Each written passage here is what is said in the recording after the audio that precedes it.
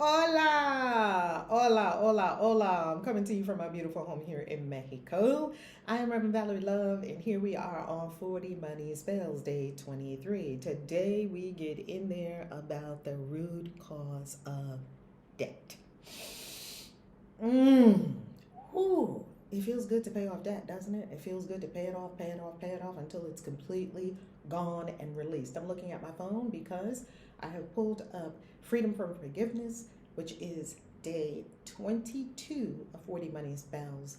And you can get the book if you desire.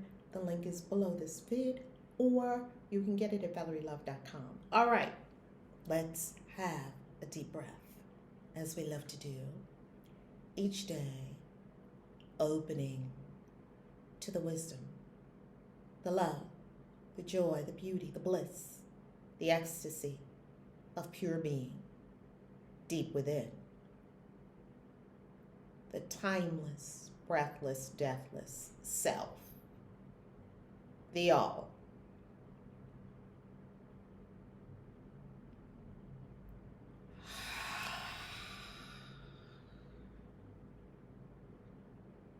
And giving thanks. We know that everything is working out perfectly. Pure spirit, great spirit.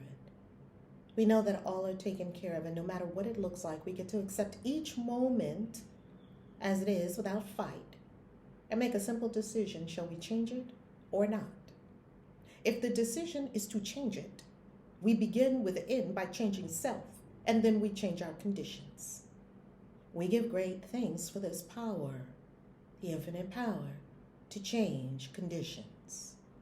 We remember the maxim, ye are gods. Ashe. Amen. So mote it be.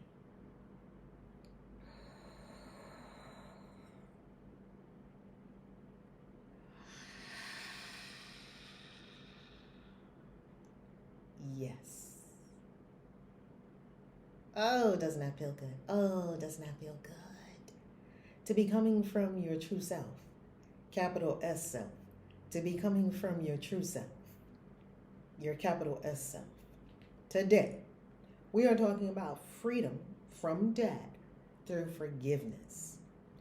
So let's go back to when I wrote this book in a reflection of decades of work within myself and in my world, using spiritual tools, crystals, the Bible, magic, and witchcraft to change myself and my surroundings. Decades of work that I'm still in. I'm not done with it yet. And in this decades long experience, I journaled. I've got tons of journals around here. I journaled. I kept track. I kept a living document of my unfoldment, my process, my trials, my fall downs, my get ups, my hurts, my pains, my wins, my conquers, my conquests. And then, just like all of the things that you've been through, we're able to distill it into wisdom that we can put in a format and serve to others on a great buffet of life that can help them with their journey too. That's what these are for. If these help you with your journey, wonderful. If they don't, wonderful. Thank you for being here. Here we go. So spell number 22 is for releasing debt. It has a very specific vibration. Why? Because on the spiritual planes, debt is about unforgiveness. Powerful practices of forgiveness will ultimately clear the energy of debt. Forgiveness can clear the energy of debt because on a deep level, holding on to things causes us to hold on to things. Unforgiveness could be at the root of your debt. Unforgiveness was at the root of a lot of my debt until I started to forgive more, and then I could pay off more debt. I'm still doing it. Still doing it. You do not have to gain freedom. It's already yours. You're a child of God. You don't have to get freedom. You are born with it. You are born free. I was born free. Everyone's born free.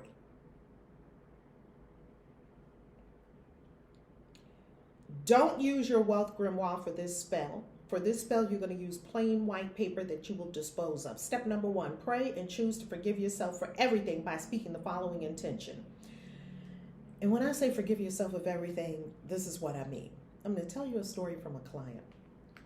So many years ago, I had this beautiful client. Oh, what a beautiful client. Like all my clients, they're just all beautiful in their own way.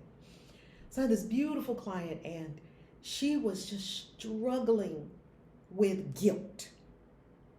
And so we want to get to the core of what this guilt is about. Uproot it, be gone with it, let it go. We want to disintegrate the energy of guilt. We want to get rid of it.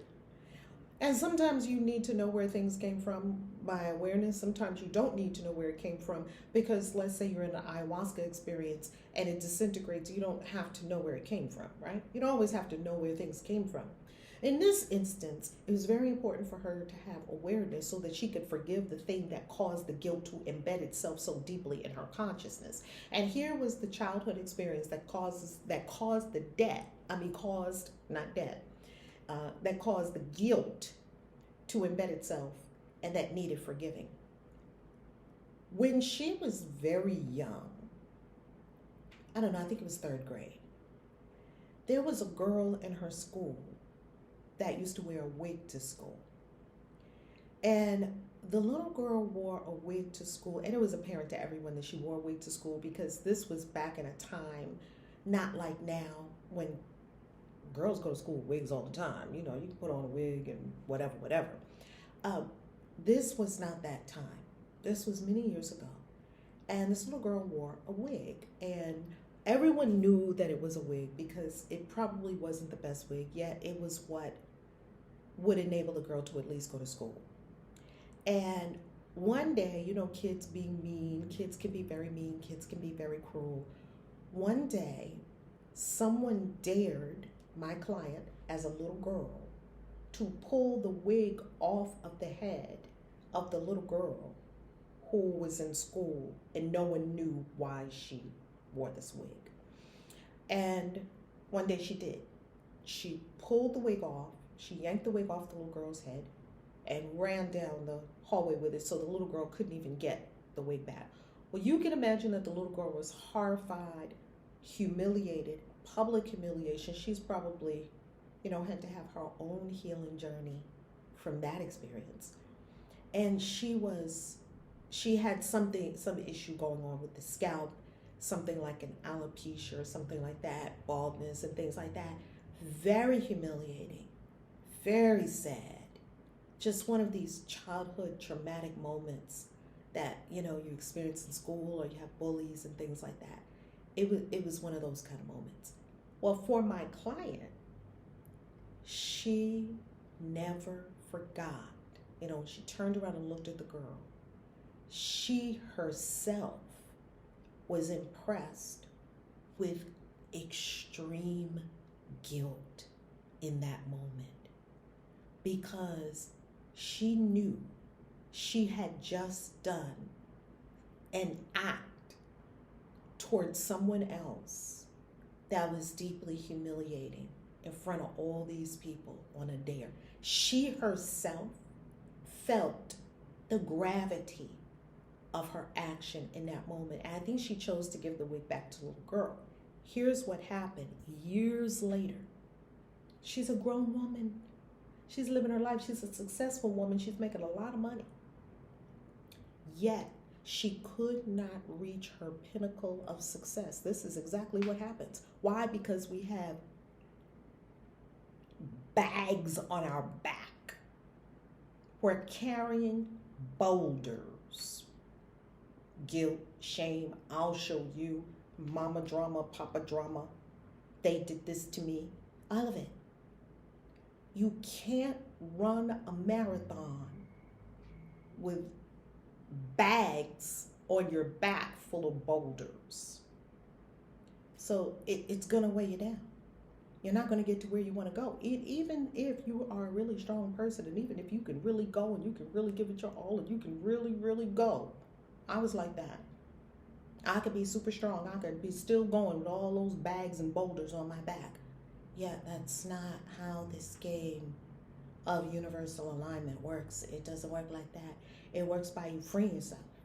Freeing yourself of guilt, freeing yourself of shame, freeing yourself of the past, being in the beautiful right now moment, freeing yourself of anything that is holding you down, limiting you, inhibiting you, stopping you, blocking you, ridding of yourself of all that. How do you rid yourself of that? Forgiveness.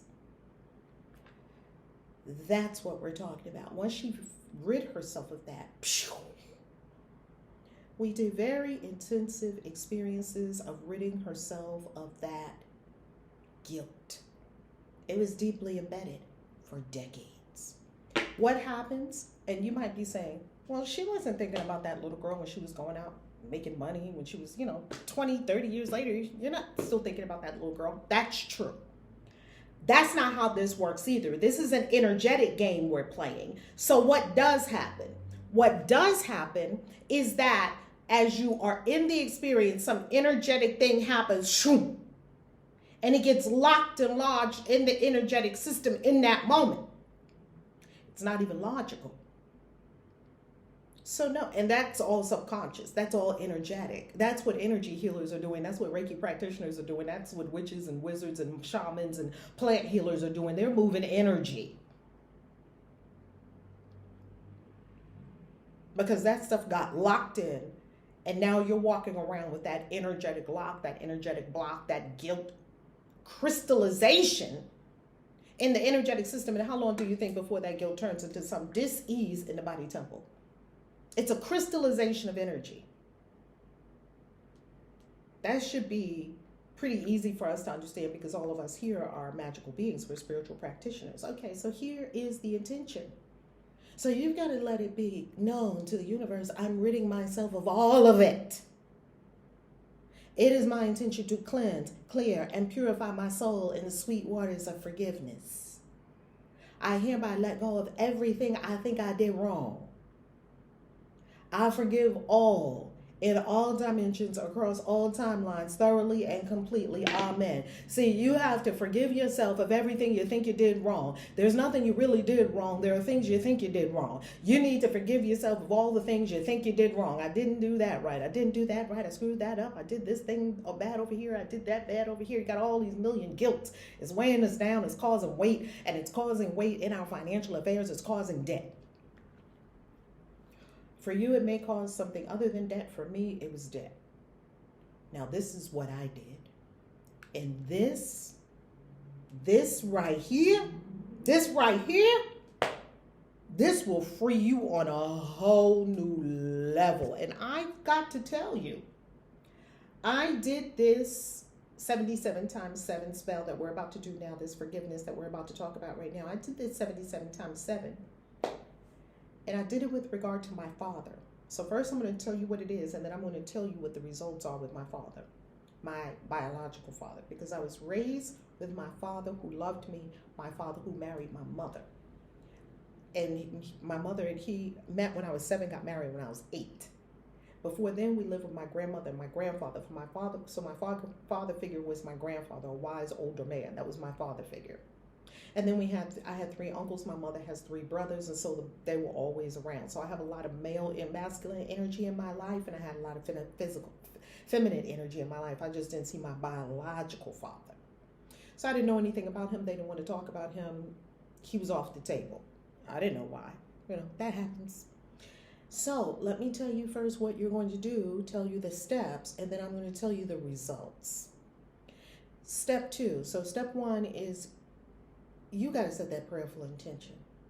Declare to the universe what you are doing so that it can marshal forces and bring it to you. This is magic. At high noon, I did it at high noon every day. I did this at high noon. You also can do it at high noon. High noon, why? Because that's the most light of the day, and you need a lot of light for this spell. Some spells you need darkness. This spell you need light. Write 77 statements of self-forgiveness every day for 7 days straight. You're going to write 77 statements. Now we know where that came from, right? You're going to write 77 statements of self-forgiveness every day for 7 days straight. Write the statements. There's a very specific way you're going to write the statements. Write the statement stream of consciousness style. Just let everything start coming out on the paper. Let it come out on paper. No editing. No, this is strange. No judging. No eclipsing. Just let it rip. Pouring out on paper. Here are examples. And you're going to write it in this format. There's a very specific format. And I'll tell you why you are writing the self-forgiveness statements in this specific format.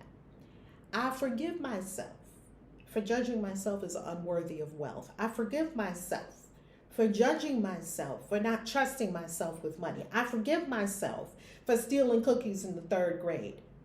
Yes, that actually came up. I was going in my 77 statements.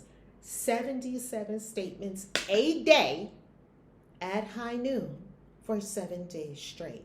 77 statements. I forgive myself for thinking that I'm a fraud. I forgive myself for all the times I shrunk and didn't speak up. I forgive myself. You can see it's just washing away. I forgive myself for not trusting myself. I forgive myself for judging myself as unworthy of love. I forgive myself for judging myself as unworthy of a lot of money. I forgive myself for thinking that I can't handle a lot of money. I forgive myself for thinking that I'm not good with money. I forgive myself for judging myself as not good enough. I forgive myself for on and on and on. It's astounding what will come out. That literally came out. I forgive myself for stealing cookies in the 3rd grade. What? Stealing cookies in the 3rd fucking grade? That was still in my consciousness? What? What is my mind doing? You're watching your mind. You're just writing. You will have profound awareness.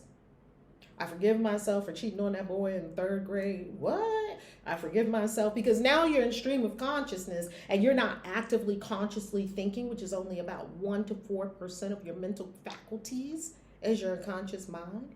Your subconscious mind has got a whole lot of stuff in it, and we need to find out what's going on in your subconscious mind because your subconscious mind is responsible for 96% of your results. That's why people who do magic from a dirty mind, their magic is dirty. It just is. You need to clean it up with some forgiveness. Clean that stuff up. I mean, would you go in your kitchen and take the pan that you made lasagna in and don't clean it and make a meatloaf in it and put it in the same pan and put it in the oven? No one would do that. But that's what people like to do in magic. Yuck. Now, before we go to step 3, let me tell you. Now, remember, you're not writing this out in your grimoire, not in your wealth grimoire that you have for your goodies. And you're not writing it out in this book, 40 Money Spells. You're writing it out on plain paper because we're going to dispose of this later. You don't need to keep all this stuff around. You're going to get rid of it. I did this and wow. I did it with regard to my father. My father, I already explained to you what the situation was with my father. So just never knew his name, never knew anything. Guess what happened? Me and one of my sisters that I was just talking to this morning, one of my sisters in ministry, we were ordained together as ministers of spiritual consciousness. There are 10 of us on our line. One is in heavenly realms. Reverend Mary, God bless your soul. God rise your soul. We love you forever. And the other 9 of us are still on this planet in a body. Well, one of the 9, I was talking to her this morning, and we're sisters, right? So we were cracking up, talking, right? We've known each other for years and years and years. So one day we get the bright idea, both she and I had papa drama. So we get the bright idea that we're going to do this forgiveness exercise for the father. Forgive everything we're going to cleanse our consciousness because it was coming up in our relationships with men. So we're going to cleanse our consciousness. We're going to get clear of everything, all of it. We're going to clear everything with regard to father. Now, I'm only smiling because me and her were howling after the thing was over. While we were in the thing, we were in torture. I'll tell you why. Okay, so we make this pact. Yeah, we're going to do this 77 statements of forgiveness every day for 7 days. We're going to start on this day because it's good to get an accountability partner, right, to do these things with. And we're going to text each other, okay, I'm starting mine now. And yeah, I'm starting mine. And then we're going to do our 77. You know, you're doing it yourself within yourself and all that. And then when you tears may come up, it moves a lot of energy, a lot could happen. And then at the end, you know, we text each other, okay, I finished mine. And okay, I finished mine. And you don't go into talking and all that because you really need to be with yourself and you need to do whatever you need to do, right? Burn some candles or light some sage, whatever. Well, by day 3, it became apparent that we had a whole lot of father drama trash to take out that we did not know that we had. We knew we had something because we could see it showing up in our relationships and our relationships with men. What, if you're a woman, what are all the men in your life doing? Are they honoring you? Are they loving you? Are they cherishing you? Are they protecting you? Are they nurturing you? No, well, not nurturing. That's not really masculine. Are they taking care of you? Not to say men can't nurture. I'm just saying the yang qualities. Are they surrounding you? Are they guarding you? Are they feeding you? Are they supplying you? Men love to do stuff like that. And if you're a woman, if you're a man and you're around a woman, and you say, okay, what are all the women in my life doing? Are they nurturing me? Are they loving me? Because women are natural nurturers, right? I'm not talking stereotypes. I'm talking energy. I'm talking yin and yang energy. I'm not talking penises and vaginas. It's so far beyond that. It's so far beyond that. Go past the physical. This is a spiritual channel. We're talking about spirituality and energy, right? We're talking about yin energy and yang energy. Some men anchor a lot of yin energy and some women anchor a lot of yang energy. We're not talking about men and women. We're talking about energy. Everything is energy. So it was clear, we could tell from the energy of the relationships with men in our lives, they were not going according to the highest vibration that they could have been. We saw that we could elevate our relationship with the divine masculine, and we wanted to do that. So by day 3, all this trash was coming up. We're like, all right, oh my God, where is this stuff coming from, right? And you don't judge it, you just go with it. And like after a while, after like statement 23, you are in the zone and you're just writing, another handwriting may take over. Automatic writing is a very interesting thing. Sometimes different entities come in and you may not be able to completely identify exactly which entity is writing through you in the moment. Yet, if you continue to do it, you will become very clear. Well, it was very clear that there was some old wounds in there and we had been rattling the cage. We had been bringing up the energy, stirring up the energy. So we kept going and we kept going and we kept going because it was good. As you can imagine, because there is a mechanism in our minds that wants to stop you, hence my book, Spiritual Badassery, hence this book. That's what this book is all about. There is something in your mind that wants to stop you, and you can't let it win. You cannot let that win. So I give you principles for it. I give you exercises for it. I give you coloring pages for it. I give you everything you require to be what I call in the back of the book a dragon rider. Okay, come out the dark night of the soul. Stop being afraid. Stop being stuck. Stop being emotionally weak. Be mentally strong, emotionally strong. All of that. In addition to that, we've got some beautiful coloring pages in here for spiritual people, especially, right? So I love this book. But I was going through the stuff that I talk about in this book. I'm telling you, all my books came from what I was really living. These books didn't come from, yeah, I read something cute. It's a cute idea. Let me put it in a book. Baby, I did these things and they worked. And then I shared them with other people. Okay, so here we were dealing now with the inner resistance. Your resistance is going to come up. Why? Because your resistance is that wall that you hit that says, ooh, go no further. Go no further. Because we're only used to going this far. And beloved, that's just fear. And guess what you do? You just keep going. That's the only answer. See, if you push back because it's resistance, your resistance is not letting you do the thing, take the action, pull the trigger. What do you do with that? Don't fight with it. Don't dance with it. Don't sit in it, swirl around with it. Don't let it stop you, because most people, they just let that stop them. You keep going. You take the action. You just calmly keep going. No matter how afraid you are, no matter how many, I talk about the committees in here, okay? All the committees in here that are like, hey, you shouldn't do that. Hey, you can't afford that. Oh my God, this is bad. This is bad. Danger, danger, don't do it. You know, you got all the committees, logistics committee, accounting committee. You got all the committees in there. I talk about them in here. Don't pay attention to the committees. You just keep going. So that's where we were. We met up with our own inner resistance that was like, whoa, whoa, whoa, wait a minute. You're going new places in your consciousnness. You're about to grow into a whole powerful new being. Wait a minute. No, no, no. See, that's just natural. It's just a force of nature. That's what Stephen Pressfield calls it. He calls resistance a force of nature. We all have it. When you're getting ready to go up, do something bigger. We're in the 75 hard challenge now, us and our people in our wealth and wellness vortex. And it's really fascinating because it's day one. Everybody's still happy. At some point, you're going to meet some resistance. It's all good. You keep going. Now, how do you think my resistance showed up when I started seeing, whoa, this is having tectonic moves in my consciousness? How do you think my resistance showed up? My resistance showed up as sleepiness. I'm so sleepy. I sit down in my meditation chair. I'm ready. I meditate at high vibration. I'm going to forgive myself of everything with regard to my father, And I sit down and I'm doing it. And by number 17, I'm like, a straight line off the page from my pen. And then I wake up, oh my goodness, what happened? What happened? And I kept doing that. I kept just like, whoa. And here's how I knew it was resistance. Because you might say, well, maybe you were just sleepy. Maybe you just needed a nap. I knew it wasn't sleepy. I knew it wasn't that I needed a nap. I knew it was resistance because it was a very specific kind of sleep. I'm an astute observer of my own mind and what my mind is doing and what it's telling me. And when I look at myself, I saw that it was an abnormal kind of sleep. It was like a comatose, something would come over me. It was like the mind was so wanting to stop me from doing this evolutionary leap that it was like, if we can't talk her out of getting in her meditation chair every day just before 12 noon and doing this practice, they knew they couldn't stop me from doing that.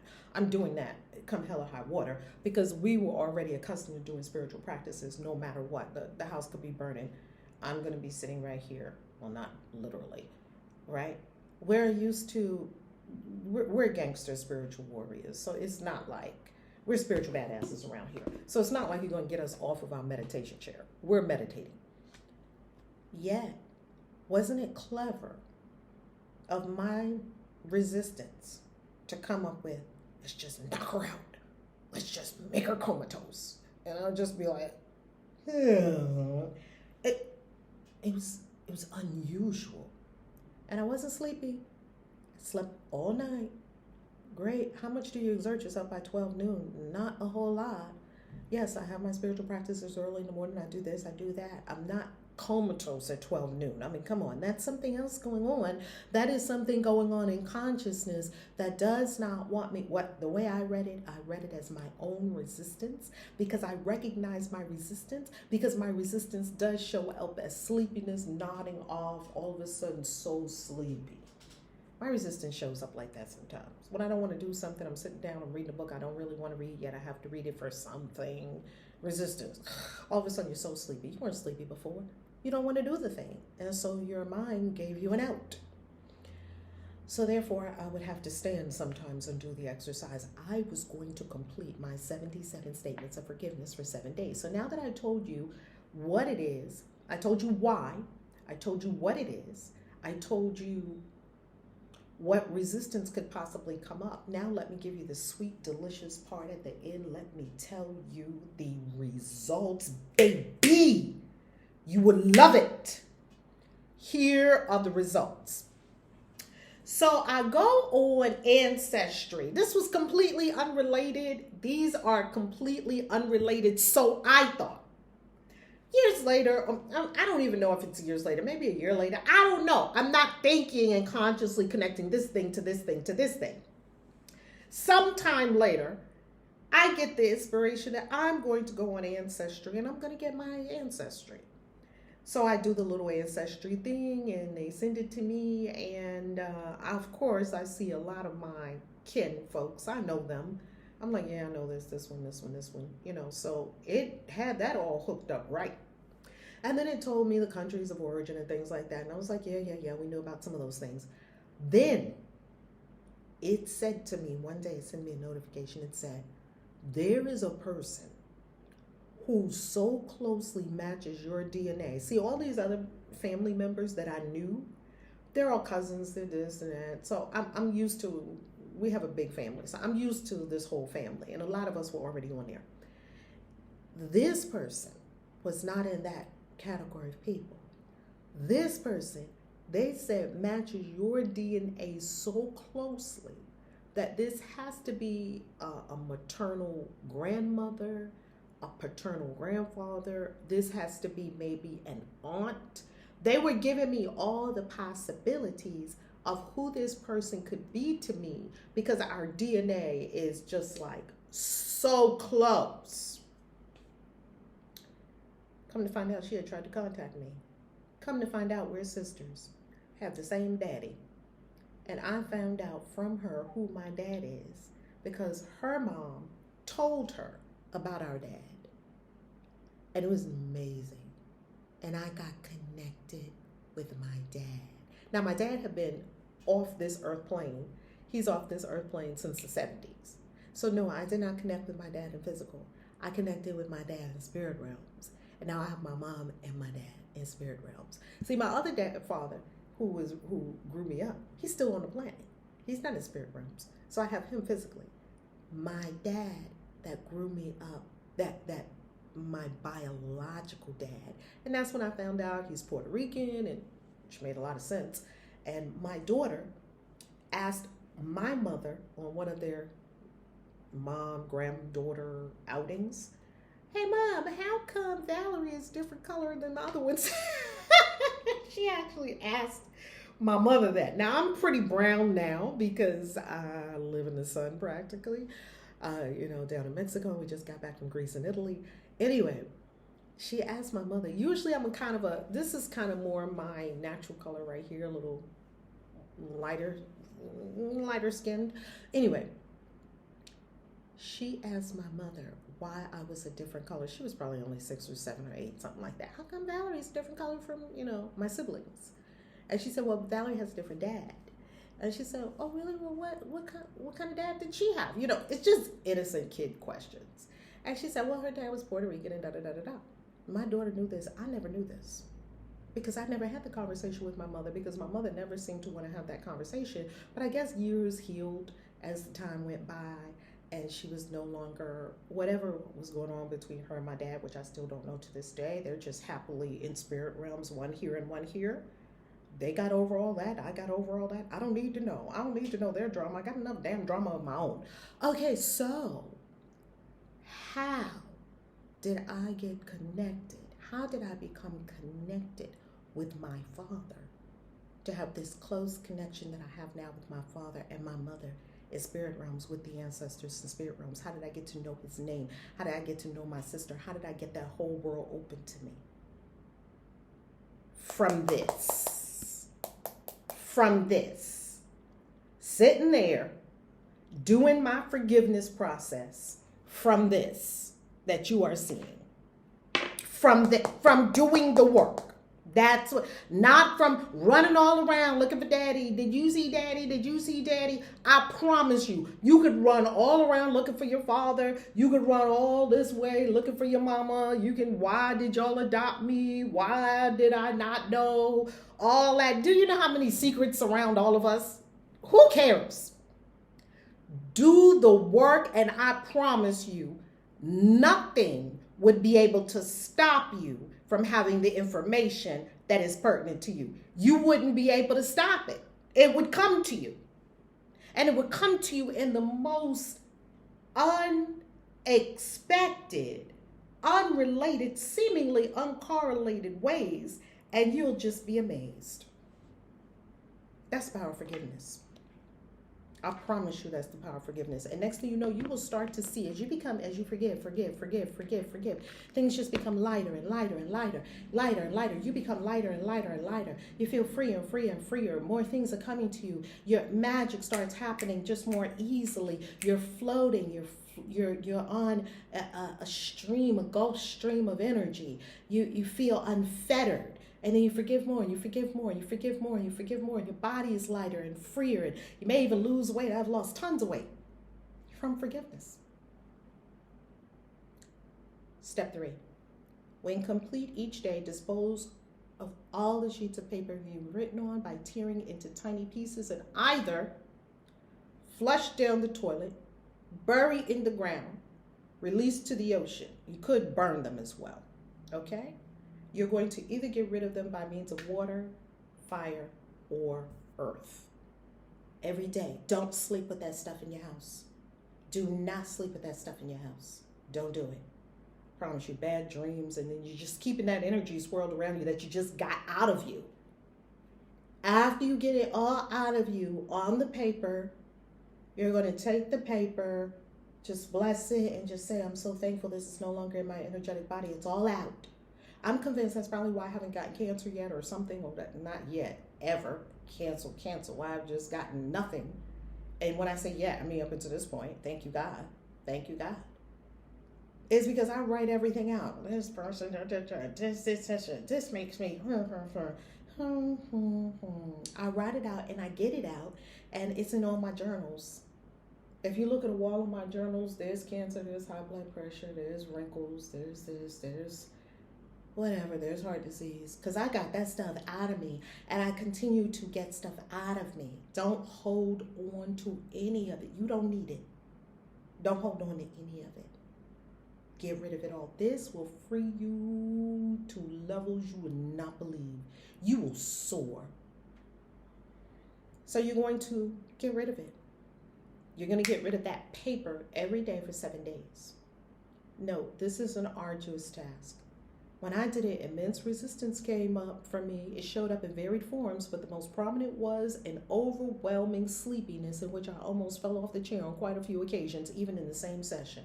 No matter what happens, press on, you will be free. No matter what happens, press on. No matter what happens, you keep going. You press forward, you keep going. In the words of Maya Angelou, the best and easiest way to fly is to cut loose of all the shit that holds you down. That's what this spell will do for you. And watch your life after it. I love you. Peace. ValerieLove.com. And for all of our witchy deliciousness, ChristianWitches.com. Yay! 22. Done.